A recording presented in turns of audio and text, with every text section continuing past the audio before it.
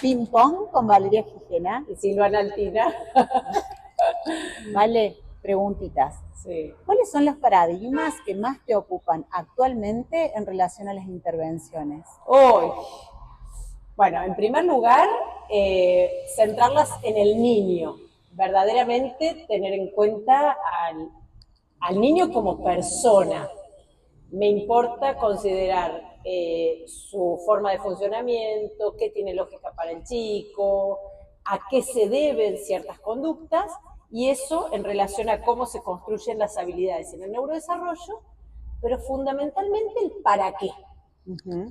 O sea, plantearnos para qué estamos trabajando, qué queremos promover, qué buscamos que desarrolle el chico, y sobre todo que las intervenciones sean funcionales, que lo habiliten para estar más listo para el afuera. ¿Qué quiero decir? O sea, no el consultorio, sino que le vayan permitiendo, por ejemplo, si está adquiriendo destrezas que van a ser para socializar, que tenga donde ponerlas en juego. O sea, que le sirvan en el colegio, que le sirvan en un cumpleaños. Y fundamentalmente que la familia tenga esas estrategias como para que en muchas más circunstancias, ámbitos, situaciones, todo esto se promueva. Bien. ¿Es donde pondrías foco en las intervenciones, en los abordajes? Sí, fundamentalmente. O sea, no sirve hacer diagnósticos si no tenés un plan de acción. Si no, ¿para qué? Encasillarlo en un cuadro. Exacto. O sea, no te dice nada el cuadro, esa también la sabemos. Tal cual. Y en esto de las evaluaciones, ¿qué evidencias vos en estos momentos en que estás realizando tantas evaluaciones neuropsicológicas? En primer lugar, como que hay no sé, una sobrefocalización en 3 o 4 diagnósticos, como que todos tienen que ser esos 4 diagnósticos, como si el neurodesarrollo no fuera en realidad lo que hay en el medio. Ajá. En realidad es como si se esperara que después de haber evaluado a un chico siempre tenga nombre y apellido de tal cuadro. Tal cual. Y es como si se estuvieran manejando o manipulando 2 o 3 conceptos. Y en realidad el neurodesarrollo es un proceso largo, continuo, en donde hay varias variables. Algunas pueden ser clínicas o de base orgánica, pero también está el ambiente, las interacciones, las cosas que le suceden al chico o lo que no le sucede. Y pareciera que eso se desconoce. Es como que hemos vuelto a neurológico versus no neurológico. Y hoy hay muchas variables que no están en ningún manual de estadísticas, como por ejemplo la variable social, la variable, toda esta ansiedad que están viviendo, el exceso de información que están manipulando los chicos, la violencia intrafamiliar, por ejemplo, que es algo que desde la neuropsicología quizás no manejamos tanto o no tiene que ver con tal o cual cuadro, pero sí puede repercutir a un chico.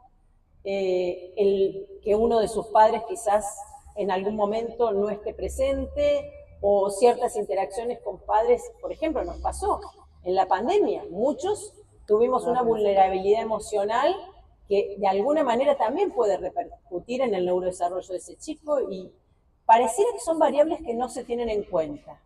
Onda, neuropsicología, se le toman test, tiene que entrar dentro de estos diagnósticos. Y faltaría a veces esta idoneidad profesional, el conocer esas variables, el conocer esas posibilidades que le puedan impactar o no al niño. Contemplarlas, tenerlas claro, en cuenta, exacto. Tal cual, absolutamente. Y en este sentido, contanos un poquito más entonces de qué se trata esto de los abordajes funcionales y humanizantes. Creo que un poco viene por ahí, ¿no? Sí, la palabra humanizante me parece que por un lado es tan obvio que debería ser humanizante todo lo que hagamos, máxime con niños. Totalmente. Debería ser humanizante el diagnóstico, debería ser humanizante el abordaje. A veces ves chicos que tienen, no sé, el otro día hablaba con una chica que tiene un hijo de 3 años con un supuesto diagnóstico de trastorno del lenguaje, y me dice, sí, ahora le ofrecieron hacer kinesiología. Y le digo, ¿por qué? Porque Bueno, le digo, ¿qué? ¿Tiene dificultades para caminar, en el equilibrio? ¿Algo le pasa? No, pero como tiene certificado de discapacidad, me dijeron que aproveche. Que aproveche, O sea, como si fuera estética. Y vos decís, entonces, ahora el chico tiene 4 terapias y vos le hubieras sugerido un buen profesional con tales características. Todavía está esta idea de la cantidad es la efectividad versus la calidad, tanto en la evaluación como en el abordaje, ¿no? Mientras más terapias tenga, mientras más sesiones tenga, y a la larga desgasta, ¿no? Vemos esas familias que ya están agotadas, que empiezan a dejar o a faltar a las sesiones. A nosotros nos pasa mucho esto de las excusas, bueno, pasó esto, y empiezan a dejar de venir, y tiene que ver un poco también con escuchar el cansancio de una familia que acompaña o que debería estar acompañando en estos contextos que vos decís, ¿no? No tanto adentro de consultorio, sino sabiendo qué hacer afuera en la vida, ¿no? En los contextos cotidianos de esa familia y ese niño, ¿no? Sí, es tal cual lo que decís vos. Y humanizante también es pensar en la familia. O sea, ¿qué soy? ¿Chofer que llevo y traigo a mi hijo? Tal cual. O que la puerta del consultorio me dicen, conmigo estuvo bien. Entonces, ¿cómo me siento como papá si vos me decís, conmigo estuvo bien y a mí me sale como la mona? Entonces, humanizante es, primero, centrar en qué le pasa a este chico, a qué se puede estar debiendo, porque a mí me parece gravísimo que muchas veces se modifica la conducta sin pensar si esa forma que tiene este chico de esta conducta es regulatoria, es adaptativa. ¿A qué se debe en este chico? ¿Es porque no entiende qué es lo que está pasando? ¿Es porque le estamos pidiendo que vaya 4 horas al colegio y quizás todavía no habla? Entonces, humanizantes, primero pensar con alma y corazón, pero con conocimiento, por supuesto. O sea, no es teórico, queremos que todos los niños estén bien. No es deseo, es enfoque, es saber a dónde me dirijo. Con conocimiento de neurodesarrollo y con humanidad, por supuesto. Si eso no existe... Esa fusión es fundamental y tan necesaria en los profesionales, en los equipos que estamos abordando a estas problemáticas de los niños. Y nombraste la escuela y digo, ¿cómo pensar en objetivos funcionales cuando un niño no está todavía preparado para ese contexto?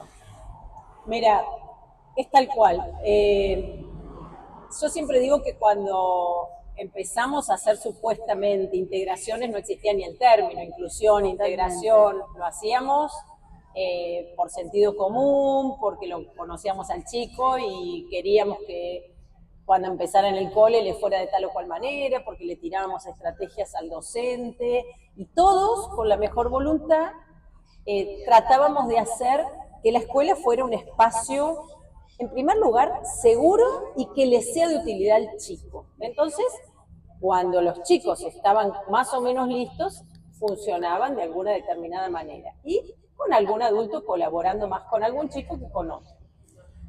Hoy, también, como en todo, ¿no? Cuando se trata de estandarizar o de sistematizar algo, te empezás a olvidar de cada individuo, de cada ser humano.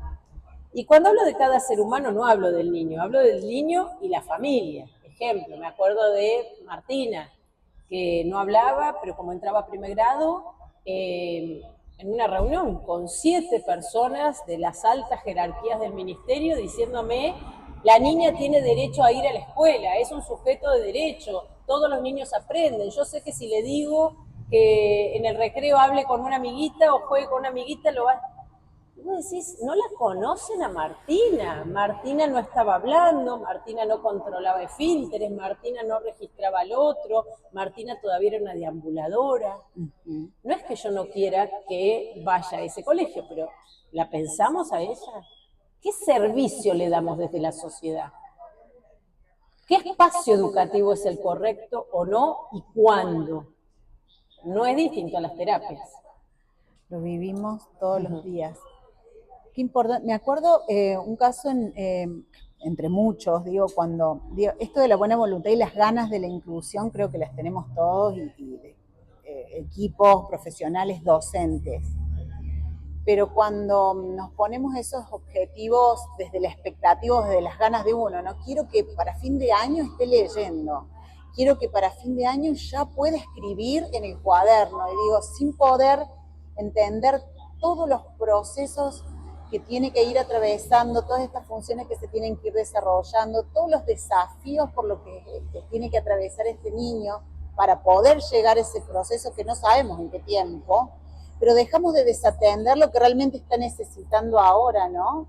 Y en pos de un objetivo que a lo mejor está bastante lejos todavía, no es inalcanzable, pero hoy no es la prioridad esto de ir priorizando en función de la funcionalidad y de lo que, bueno, claro, la neuropsicología del desarrollo es lo que va marcando el camino, qué importante saberla, ¿no? Conocerla como la palma de la mano para poder mirar desde ahí, fundamental.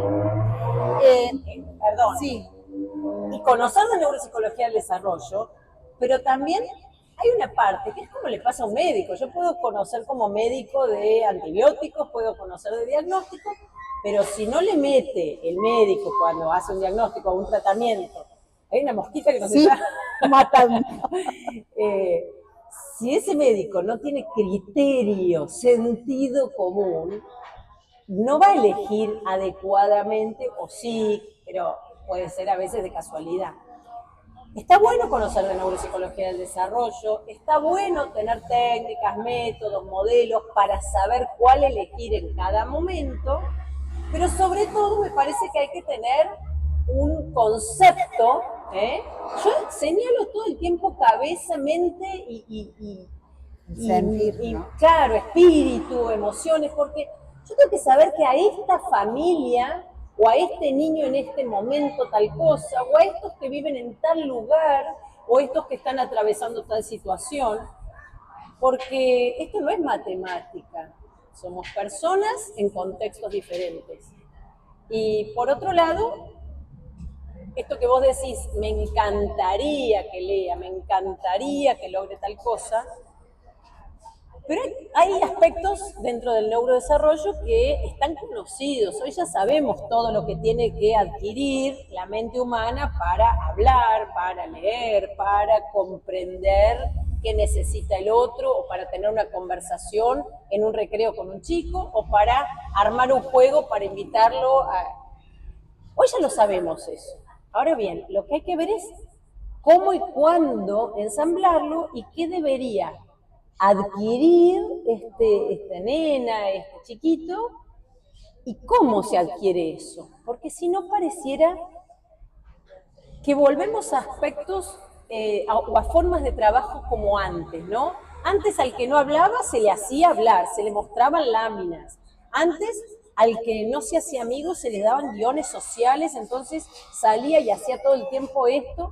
¿Qué pueden haber? Ni hablar del médico cuando recomendaba que mandarlo a la guardería para que socialice, ¿no? Para que desarrolle el lenguaje, para que pueda claro, hacer amigos, exactamente, como que bañándolo dentro de algo, ya aparece, ¿no? Exacto. Está bueno el deseo, porque el deseo es el que nos mueve a todos, pero ahí tiene que venir nuestra parte técnica. Divino el deseo, pero para que eso pase, entonces esto de conocer del neurodesarrollo típico es fundamental, el saber cómo se pueden ir balanceando o qué ofertas hay que darle al niño o qué contextos. Ahora que decís eso, entre paréntesis, no era la pregunta, el otro día nos pasó con una familia, ¿no? Estaban haciendo estimulación temprana con el chico. El chico ya tiene 3 años y 3 meses, o sea, cuando me contaba el concepto de estimulación temprana, primero no era ni temprana, ni era un concepto que tuviera que ver con este chico, y me decía, es que lo están preparando para el colegio, y el chico todavía no había adquirido habilidades, que no es que nos manejemos por edades, pero para más o menos en algo cortito, sí, por supuesto, que se adquieren habitualmente en el primer año, y el chico tenía 3 años y 3 meses. Entonces, estaban queriendo trabajar para el colegio, ¿por qué no trabajamos para cimentar esto que todavía no descubrió? Y cuando le cuento a la familia, me parece que no está listo para el jardín, la familia solita decidió que no vaya a la guardería, y a los 15 días cuando hablamos, sin ir a la guardería y sin pantalla, sin haber hecho nada en especial, pero se ve que escucharon algo en nuestra devolución, el chiquito había empezado a pedir cosas, a ofrecer, a pedirles a los papás de jugar. Eso es lo que hay que cimentar. Exacto. Y qué Ya después importante veremos. cuando los papás lo ven, cuando los papás empiezan a darse de cuenta de realmente qué es lo que va necesitando su hijo. Maravilloso, porque lo acompañan y empiezan a verse realmente los cambios. Y en esto de los diagnósticos volvemos un poquito. ¿Vos notas que hay más diagnósticos de autismo, hay más diagnósticos de trastorno del lenguaje? ¿Vos qué pensás en relación a eso de hay más? No es lo que pienso yo solamente, creo que lo vemos todos. Por un lado, hay mucho sobrediagnóstico, de hecho nos pasa. No tengo estadísticas. Muchas codificaciones ves en los Claro, informes. pero me pasa, el otro día fui a una institución de 4 pacientes que evalué, los 4 venían con diagnóstico de autismo, ninguno de los 4 era autista, ninguno de los 4. Una tenía una hipoacusia, por ejemplo. Y a nadie se le había ocurrido pensar en eso, pero los 4 eran comunicativos, los 4 tenían intencionalidad, los 4 tenían desafíos de otros tipos, pero no tenían nada que ver con autismo. Eso está pasando mucho. También está pasando cosas de nuevo, vuelvo a lo social. Muchos chicos que desde muy temprana edad, lejos de estar jugando, interactuando y aprendiendo de donde tienen que aprender, que es de las interacciones sociales, están viendo mucha pantalla o mucho tiempo haciendo nada. A veces nos estamos encontrando papás que no saben cómo jugar con los chicos con tantos juguetes que a ninguno lo están explorando. Hay mucho. Entonces, a veces hay diagnósticos que ni siquiera serían diagnósticos. A veces son perfiles un poquito desbalanceados que si se acomodaran algunas circunstancias, el chico no entra en algo del neurodesarrollo. Y ya se les había dado un diagnóstico. Y otros que se los metieron en esto que decía al principio, en estas 3 o 4 diagnósticos, y no son. El otro día, por ejemplo, nos pasó con una chiquita que hoy ya tiene 8 años, y cuando la vimos hace 2 años, lo que más nos alarmó fue la angustia y la desregulación emocional. Alguien les había dicho autismo, se descartó autismo, bueno. Empezó a estar mucho mejor con el abordaje, y este año en el colegio empezó de nuevo a tener algunas cuestiones físicas y a tener mucho miedo. Y la derivamos a psiquiatría y vuelve la psiquiatra a decir, ¿será autismo?